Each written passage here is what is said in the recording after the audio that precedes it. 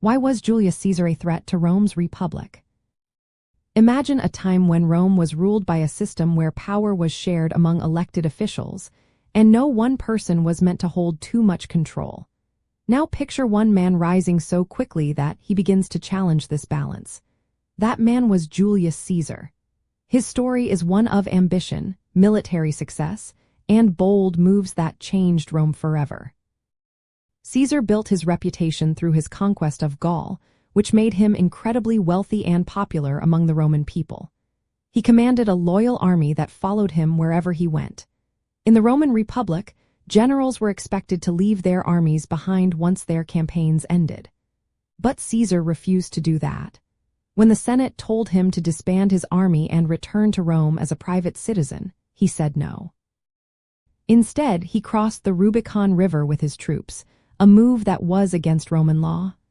This act started a civil war, showing Caesar was willing to use military force to protect his power. After winning the war, Caesar took steps to concentrate authority in his own hands. He was named dictator, a role meant for emergencies, but he kept it for a long time and was eventually declared dictator for life. This alarmed many senators and traditionalists because it looked like he was aiming to become king. In Rome, kings had been overthrown centuries earlier, so this was seen as a dangerous move. Caesar also accepted titles and honors that made him seem above other citizens. His image appeared on coins, and statues were built in his honor. On one occasion, he even failed to stand when a delegation of senators approached him, which was seen as disrespectful and a sign he was ignoring the republic's customs. Caesar's reforms also worried the aristocrats.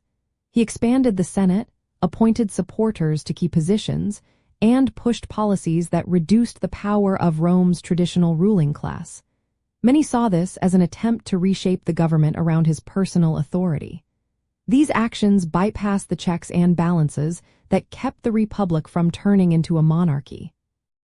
From the point of view of the Roman elite, Caesar's behavior was a clear threat.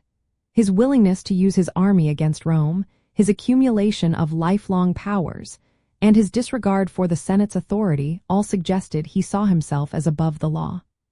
This fear led a group of senators to assassinate him in hopes of saving the republic.